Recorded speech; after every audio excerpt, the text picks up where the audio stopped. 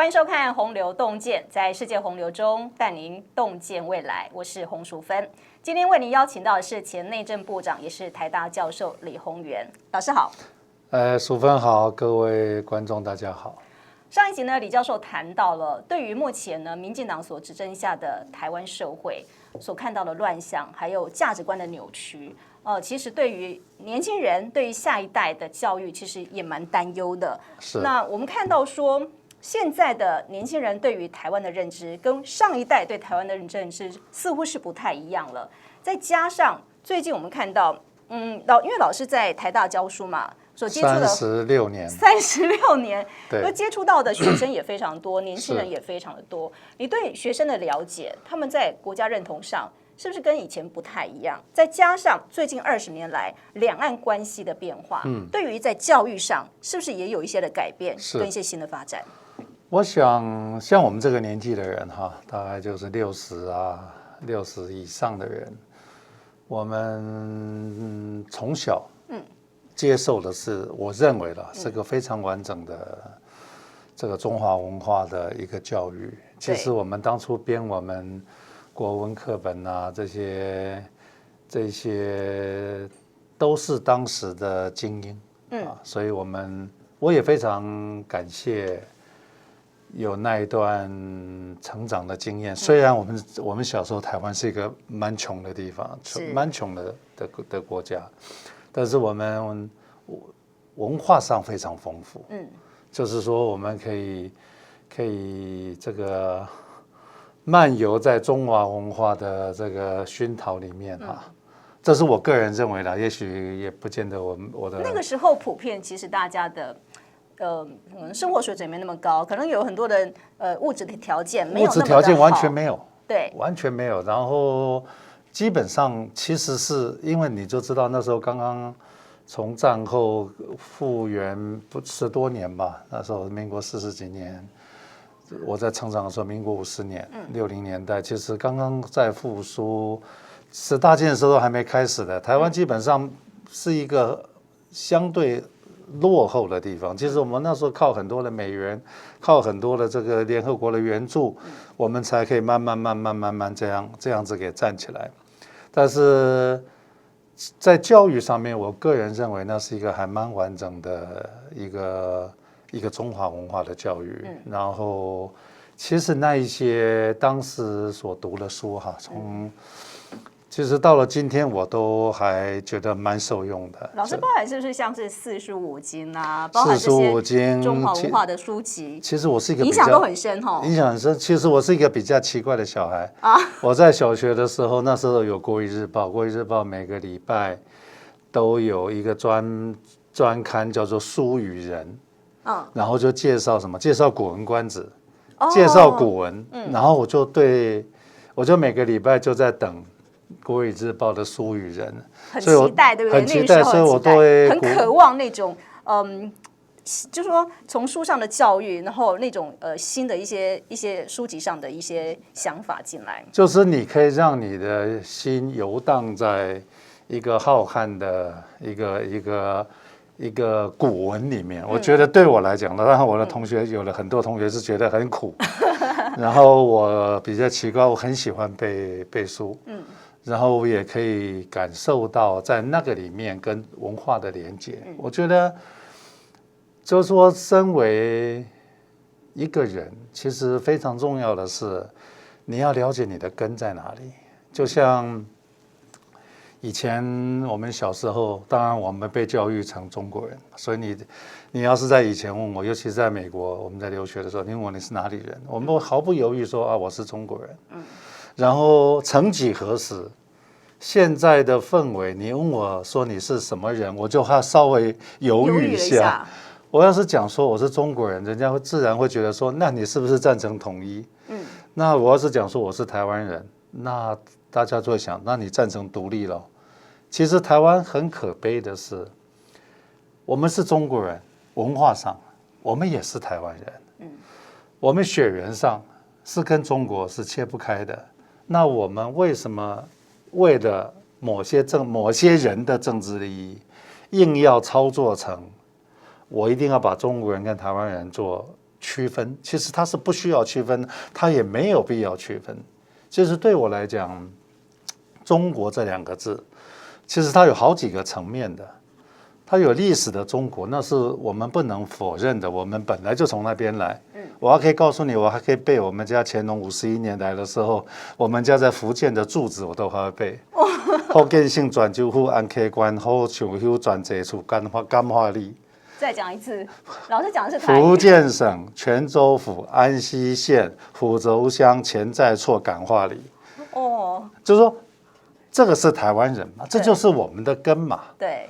那这是一个文化的中国，这是一个历史的中国，但是还有一个中国叫做政治的中国。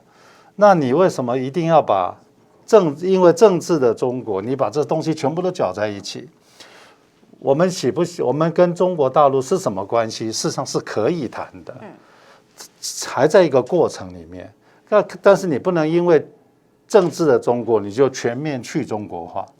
你全面去中国化的结果是什么？你把你的根斩断掉了。那你根斩断掉以后，我就常纳闷，因为他们常常很多人跟我讲说，现在什么教科书历史已经教到三国以前不教了。那我就很好奇，那你每天去关帝庙，你拜什么？你连关公你都不知道他是谁？你看《三国演义》你都看不懂，因为你历史没教。还有呢，我今天在提醒各位，《三国演义》是一个最大的文化创意，是一个非常大的文化创意产业啊！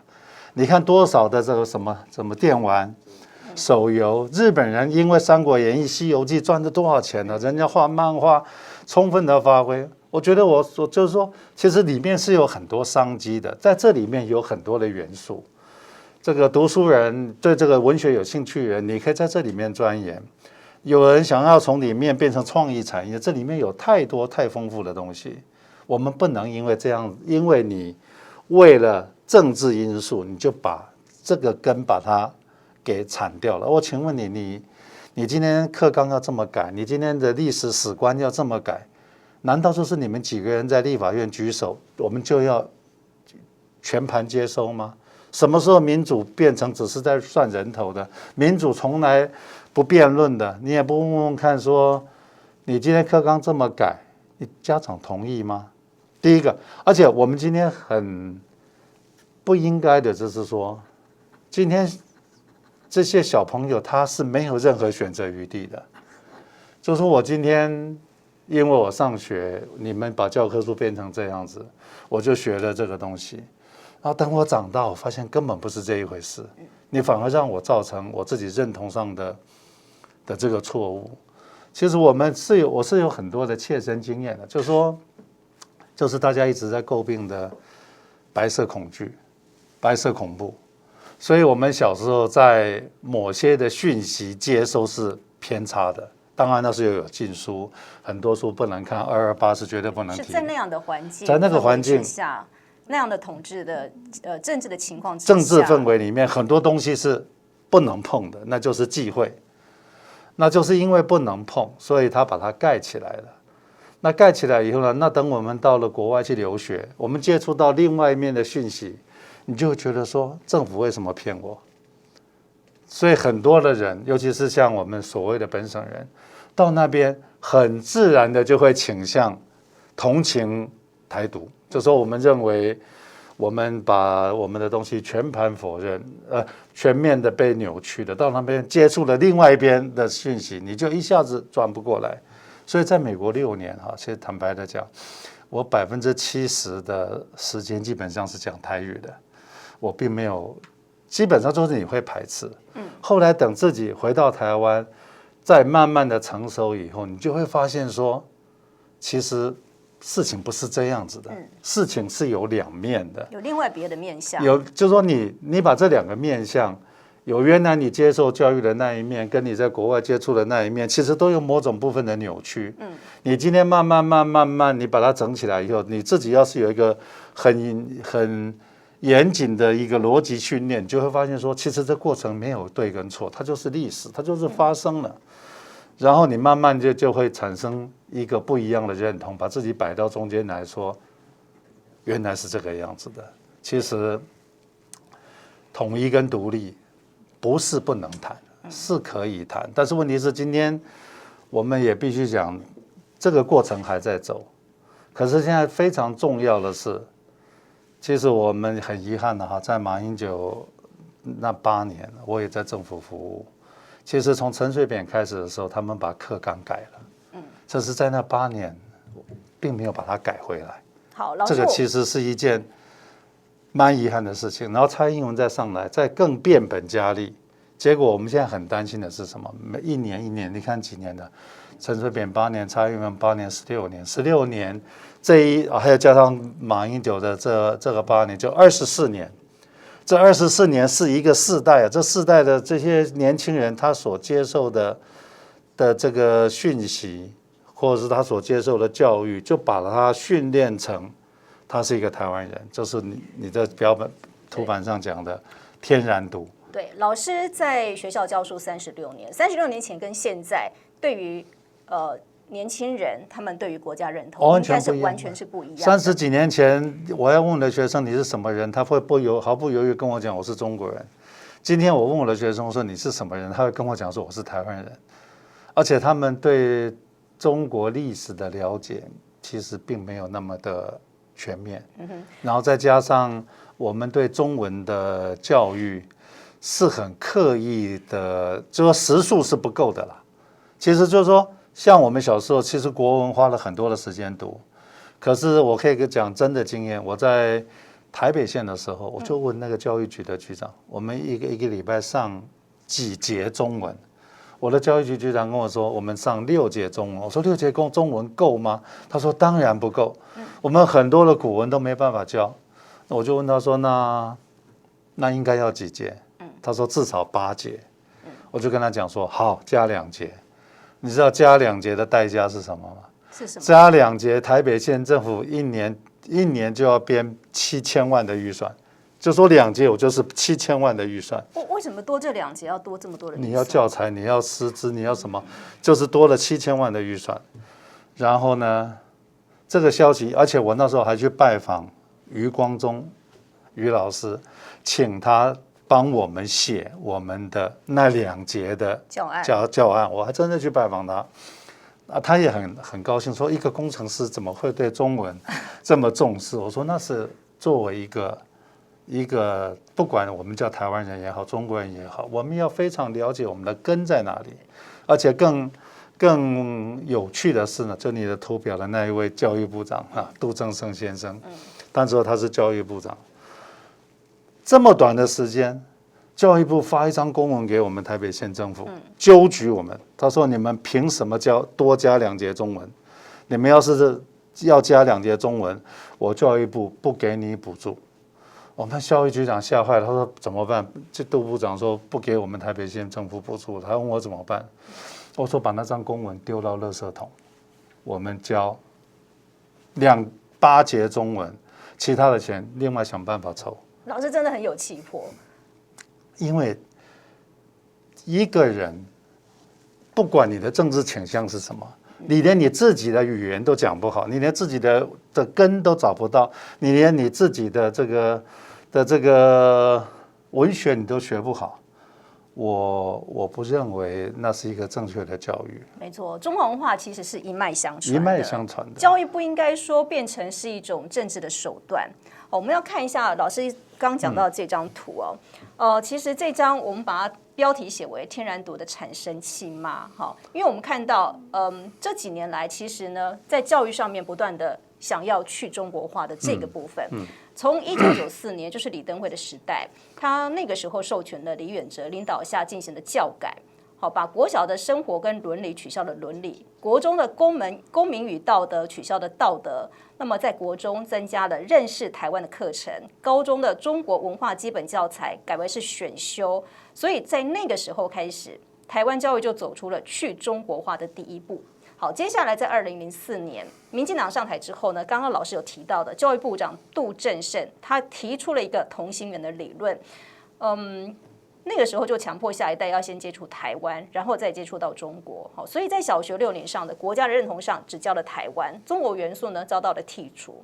到了2019年，当时教育部长潘文忠他讲到了12年的国教的课纲的重点是在核心素养，所以他认为去中国化跟文言文的比率并非是一个考量，所以在国家认同上，慢慢的就倾向于就是把中国的因素去掉。但是老师刚刚有提到，我们是一脉相传的，我们在中华文化上面是从中国大陆那边一脉的传过来。这个部分其实就像老师年轻的时候，非常的拥有在那样的一个古文的一个世界中，但是现在孩子跟以前的孩子其实已经不太一样的，对国家认同是完全不同的。我觉得是这样哈，你先真正的认识自己，找到自己的根，你当然就会发现说，对，我们是台湾人，但是你也更会发现说，当然我们是中国人，我们为什么要否认我是中国人呢？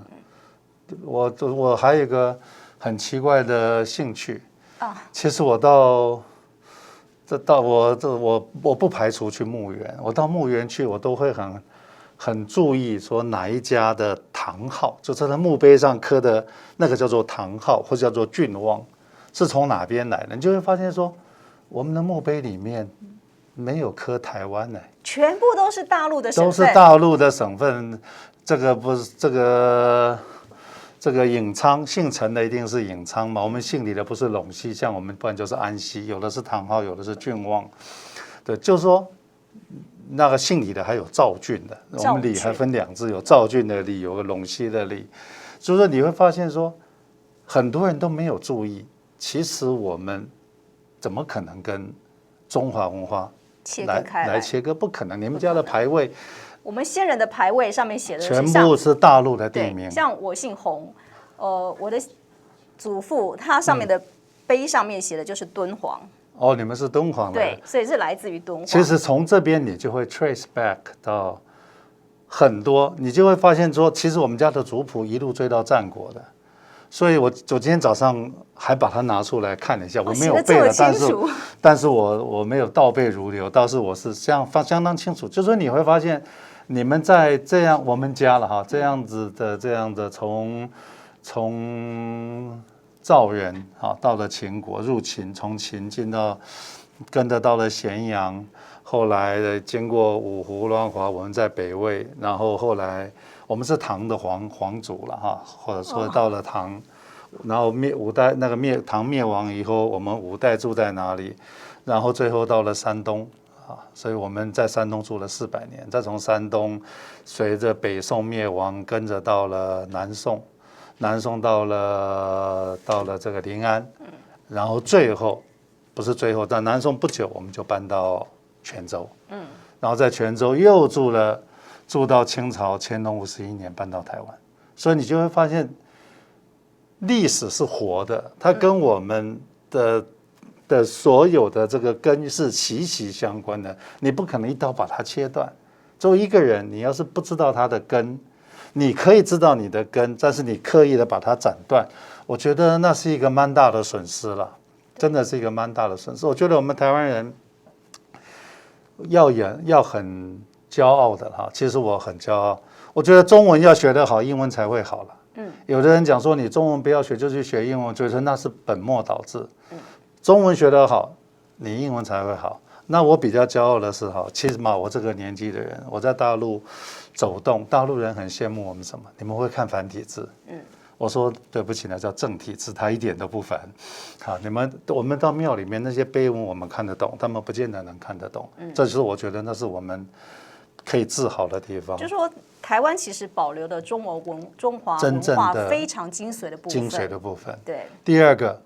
我们这一辈的古文训练，比他们好，所以我是觉得这个是我们应该值得骄傲的地方。但是我们今天反而把我们的优点把它给斩断了。你看全世界，我现在碰到很多的外国朋友都在干嘛？都在学中文，因为不可讳言的是，大陆不是未来，已经是全世界最大的市场。过去是最大的工厂，现在不见得是，但是。它在慢慢长大了，在慢慢的崛起的这个状况下，其实它会变成慢慢的美国以外，它已经变成世界的另外一个另外一个中心，这是不能讳言的，不管你喜不喜欢它，那个都是事实。我们也不能不去承认，有200万台湾人是住在中国的。那我们今天把大陆关系搞那么坏，那我请问你，那200万的台湾人住在那里，他如何自处？就是娘家跟这个跟这个地方搞的关系搞那么坏，人家怎么自处？对。而且你在想，这200万的住在大陆的台湾人，他的小孩要是在大陆的学校，在大陆的环境成长，他自动就会变成中国人。没错。那我们如何希望说这200万人跟他的子孙认同台湾，未来还有机会可能可以愿意回到他的故乡来？那你觉得我们在这操作上面能不细腻一点吗？更不要谈我们有40%的货物卖到中国大陆，那你觉得我们跟我们的这个客户把关系搞坏了，你觉得我们东西卖得出去吗？那我觉得说，与其对抗，为什么不再利用他们的这个往上涨的这个 momentum 把我们带起来呢？因为其实台湾，我也必须跟各位谈到，我2012年代表那时候宋楚瑜，亲民党也在选总统，所以那时候我就代表亲民党去参加一个很奇怪的辩论，外交政策。因为我们真的没有人，我们那时候亲民党没有什么太多的资源，所以宋先生说，那就你去吧。结果民进党来的是谁？吴钊燮，现在的外交部长带了一堆资料。国民党来了一个英文非常流利的一个年轻人，我还真的不知道他的名字。我呢就带了一支笔，而且那天辩论是什么？是外国记者，是英文辩论。你们用全英文辩论了？当然来参加的全部是外国记者。那我就跟他们讲说，我是工程师，我外交绝对不是我的专业，但是我今天可以告诉你们，台湾没有什么外交关系，台湾的外交关系的前提就是两岸关系。你两岸关系会界定你所有的外交关系，这是 reality。然后呢？我们在执政的时候，那时候在做什么？桃园航空城，这么大一个桃园航空城，其实我在内部讨论的时候，我是觉得台湾有市场吗？因为我们台湾这么小，你有这么样的一个 demand 吗？除非跟大陆有某种合作，你才有可能有这么样一个市场。那我们过去亚太营运中心在李登辉时代的亚太营运中心，最后也没有发生。我们所有喊的所有的口号都没有发生，为什么？因为在这个过程里面，两岸关系产生了非常微妙的变化。那么到以前我们在跟这个大陆还友善的时候，他们那时候刚刚改革开放，台湾有个很重要的角色可以扮演，叫做 Gateway to China， 就是说外商要进到大陆，其实台北是一个蛮好的中继站，叫做 Gateway to China。可是慢慢的，他们也越来越进步，甚至很多地方都已经超过我们了。他们海外留学的人也越来越多。其实我们 Gateway to China 这个 position 就会越来越淡，这个都是事实。所以我是觉得今天国际化、全球化，其实我们要审慎的这个做出的决策是什么？我们要知道说，今天其实中美的关系是非常微妙的。两大国之间他们在博弈，那我们在这中间，我们是人家的棋子。你看这2天的发展，是我们当然是人家的棋子。可是问题是我们当人家的棋子的时候，我们如何在这里面找到自己可以生存的空间，而不是像过去一面押宝。就说你压单方，那万一呢？过去蔡英文不是压Donald Trump 吗？结果 Trump 没当选了，大家搞得灰头土脸。就是说我们是一个小国，你就必须认定我们是一个小国，在这里面我们如何迂回，如何找到自己的利基点。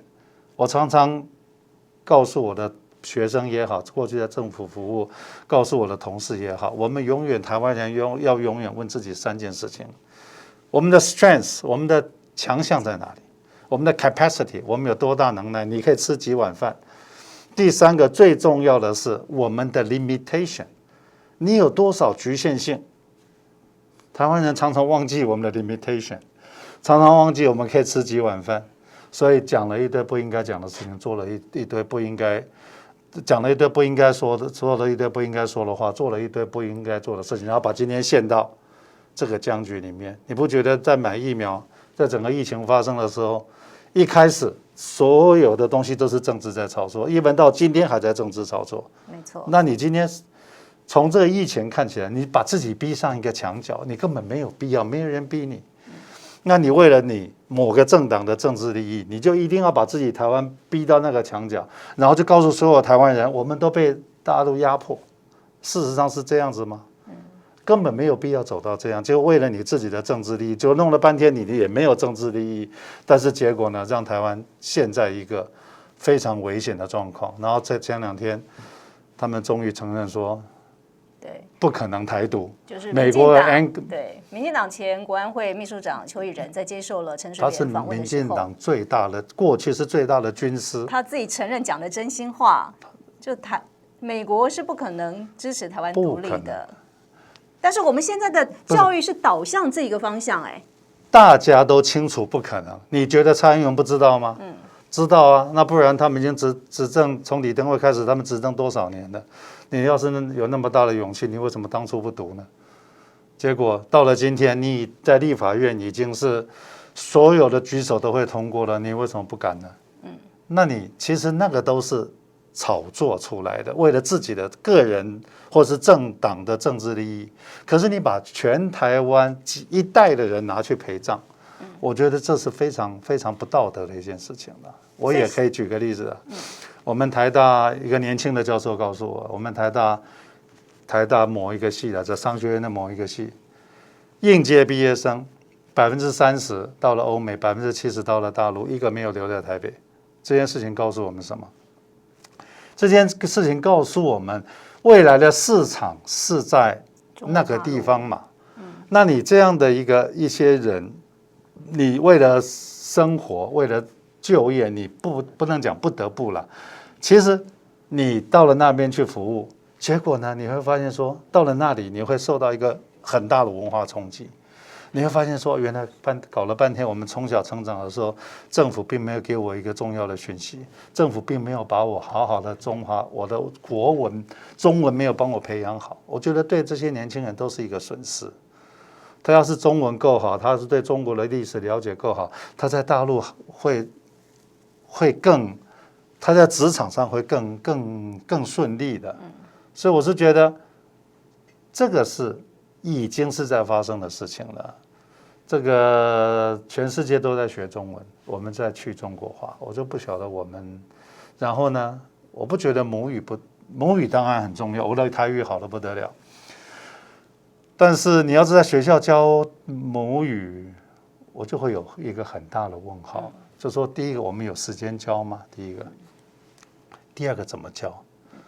我们闽南语还有点复杂的泉州音、漳州音，事实上大家口音都不太一样，客家话也是口音都不太一样。那我请问你是哪个是统一的版本？对。然后你小孩在成长过程里面，你要他一下子弄得这么复杂，我们要用什么样的氛围来让小孩子了解闽南？而且你还不能讲台语，事实上它是闽南话。真正我们对台语的保存，其实已经是不够的了。对，就像我们这一代会讲台语，真正懂我们那时候叫汉文，真正懂汉文的人其实不多的。我的祖父那一代，他们可能对汉文的还很了解。那这些人在哪里？这些人在泉州啊。这些人是在闽南。那你要是把那些也都切断了，其实我们现在讲的台语，我们也只能讲说你会讲台语。